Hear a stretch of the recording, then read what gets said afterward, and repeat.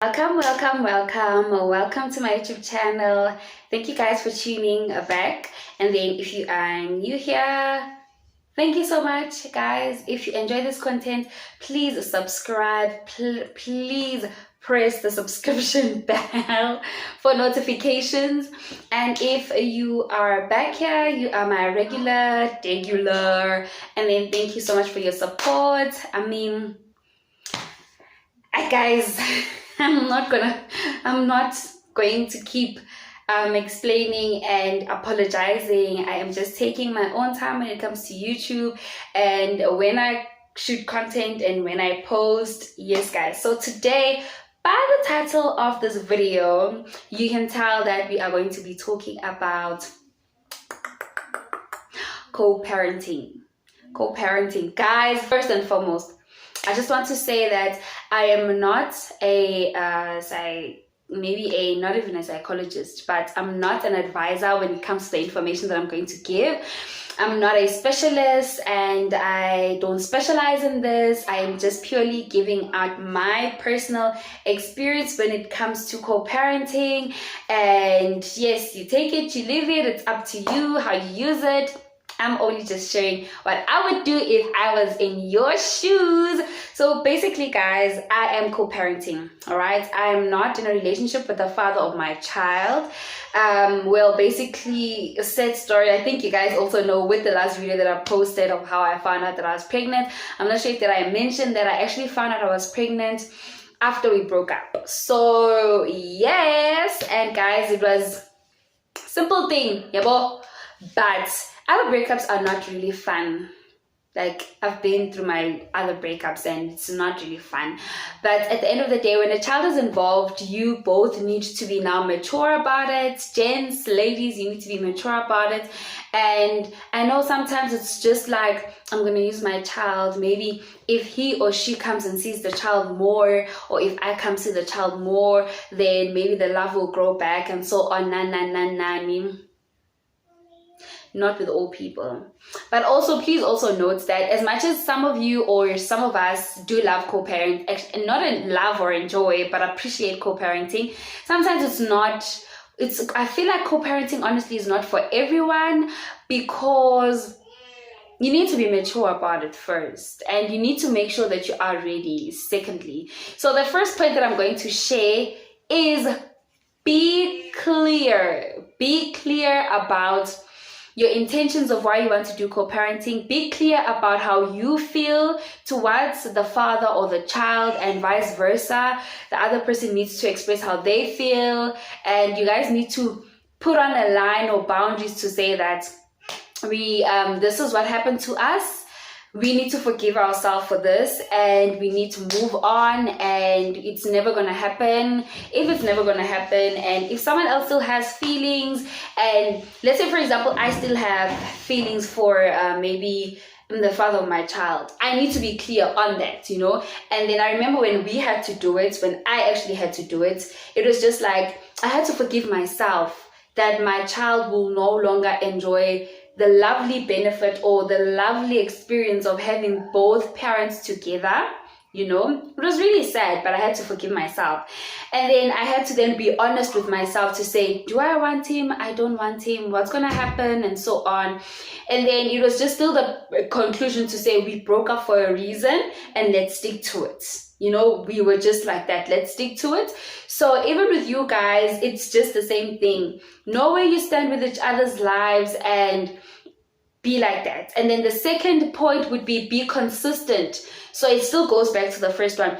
Be consistent in your choices. Be consistent in the decisions you guys have made. Because now remember, there's a child involved, and the inconsistency is not needed in a child. A child needs a consistent life. So if you come up 1 minute you guys are good, 1 minute you guys are not good, 1 minute you guys are good vibes, the next minute you guys are not good vibes. Some other times it's this, some other times it's that. Like, guys, all this confusion, no ways. Be consistent. If the person says, no, we're not going to do it, we're not dating, we're not in a relationship, and every time I'm going to fetch the child at this time, on this day, this is what I'll do, this is what I'll do. Keep consistent at that. Don't be 1 minute you are here, 1 minute you are there. 1 minute the child is with you, 1 minute you no longer want to see the child. Next minute, your emotions, you must have emotional maturity when it comes to co-parenting. Your emotions, put them aside. Take it like a business. We're here because of a soul investment, right? So the soul investment needs attention, it needs love, it needs caring, it needs nurturing, it needs to be loved, it needs fun, it needs, to enjoy life. And it does not need all of that while you guys are bickering around, while you guys are fighting. 1 minute you have to fetch the child, now you're changing your mind. That then even in your life, for example, let's say the child is with the father, and now the father has a girlfriend coming over, a different girlfriend coming over, another one coming over. Even with the mother, there's this boyfriend, there's that boyfriend, there's this partner, there's that partner, there's this, mommy does that. All of that confuses a child, because mind you, while the child is growing, they go to school, and at school they teach them that mommy and daddy live together and it's a big happy family. Now you still have to tell the child that yes, mommy and daddy are there, you do have both parents, but we're no longer together. All right, I appreciate daddy, I appreciate mommy, but we're just not together. All right, and then you must also respect the other parent. That's another point, guys. You need to respect your baby daddies and your baby mommies, because at the end of the day, like it or not, I need to put this here, like it or not, they are in your life for good, forever, as long as the child is alive. So this thing of when you're with your family, you badmouth your baby daddy or your baby mom, or you disrespect them, even if it's not in front of them, but in front of the child, every little emotion you feel towards that parent is now transferred to the child. You'll find that if the father, for example, sorry guys, but if you find that maybe I'm being somehow when I maybe make examples with the father, absent fathers and absent mothers, well, maybe absent fathers a lot, it's just the reality that we live in nowadays, but I'm going to use both examples. So find that maybe the father isn't in good terms with the mother. You guys are fighting for any particular reason. I mean, even when it's co-parenting, guys, you can have a disagreement. But even in the disagreements, you must always agree to disagree. I mean, like, come on, guys. You're the mother, you carried the child for 9 months, the child is always living with you, da. But at the end of the day, if the father says, actually don't feel comfortable with 1, 2, 3, 4, 5 when the child does this and this, and then you're like, but who are you? I mean, no, guys, you must respect. This is what I always even share with my family, that please respect the father of my child, because at the end of the day, I do not want to be accountable for questions that I cannot answer, to say, mommy, I don't like daddy, or mommy this or mommy that about daddy. No, if you feel otherwise about the parent, please keep it in you until my baby is out of the way, please. All right. And another point is always communicate, always, not chat. Not good morning, how are you, how's your day, I hope you're good, da. No, communicate. You had to fetch a child at this time and you didn't. I do not appreciate that, as I also had other things to do. Simple, it's civil, right? It's not rude, it doesn't sound rude. Don't ever think it's rude, it's just being civil, because every time you bottle things up, the time it bombs out, then it would be like, oh, but why didn't you say? Like, why didn't you say? Okay, every time I fetch my child, it's either my child has cut her hair or this and that. Like, if you don't say, this is how I would like my child to be raised.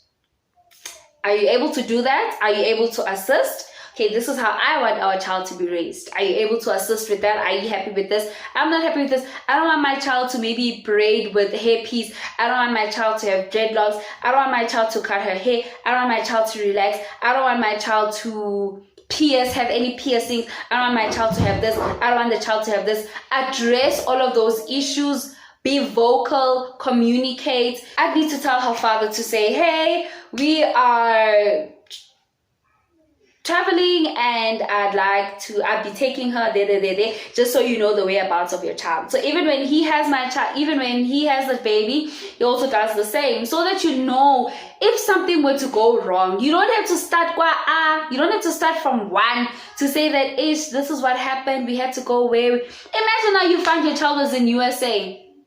How the hell did the child get there? How?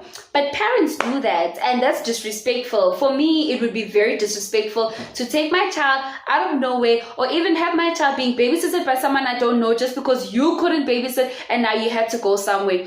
Communicate that. Okay, so I'm going to have someone babysit the child. This is the number. Should you want to communicate, please communicate through this person. Done deal. And out. Guys, please, let's be mature. We're grown. Even if you're a teenage mother, you can't do this. Breakups are hurtful. You're still going to get brokenhearted. I mean, it's life. It's unfortunate, guys. We just have to be realistic. Whether this is social media or not, it's not time to joke around to say that, no, you must have faith. Yes, you must have faith. But when it's done, it's done. It's just like, it shouldn't even come as a surprise. When it's done, it's done. It happens as a breakup. Now you have a child. Now you have to pick up, and then now you have to move. I appreciate whatever that happened between us, but let's focus now. There's a baby. If the father doesn't choose to mature, or the mother doesn't choose to mature, and it clicks that we have a baby now and we now need to take it up upon ourselves, then guys need to actually, you as a parent need to come to the conclusion that when the other party decides to show up, they will show up. But in the meantime, I will always believe that the other parent loves my child. The other parents will show up someday, not to say, yo baby, yo, your dad, babako, yo babako's this, your daddy did this to me, your daddy did that to me.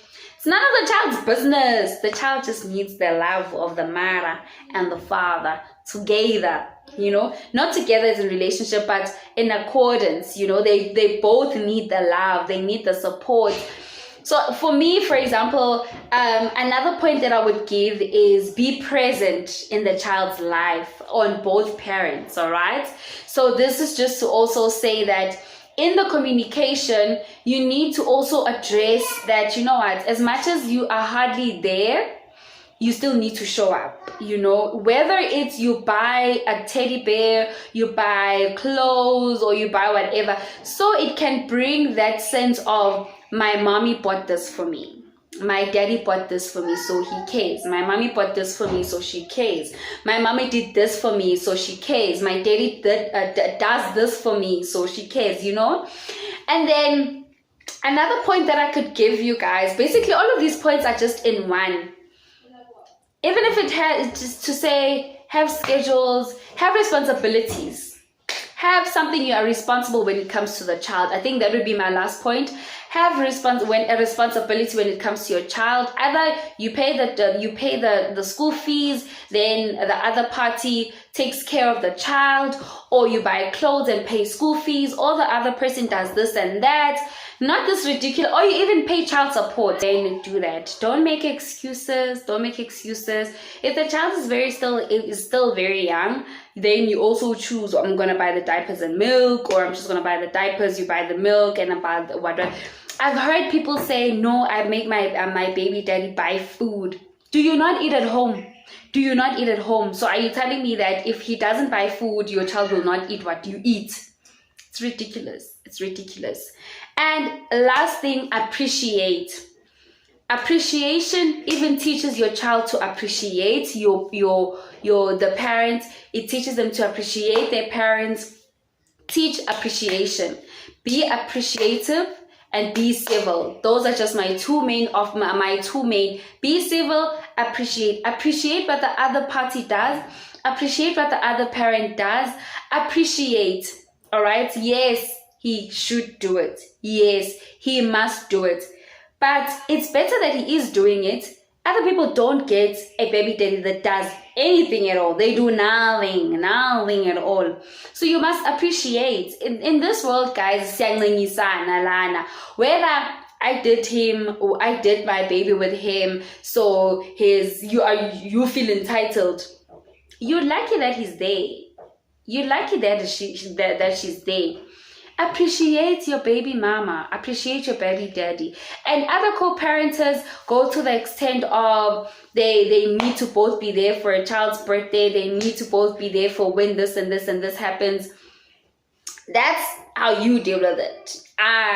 We chose a different way. I chose a different way. I'm comfortable the way it is. Minimal communication. Only communicate when the child is sick, or when the child needs something, or it's pertaining school, or pertaining traveling or moving, or anything of that sort.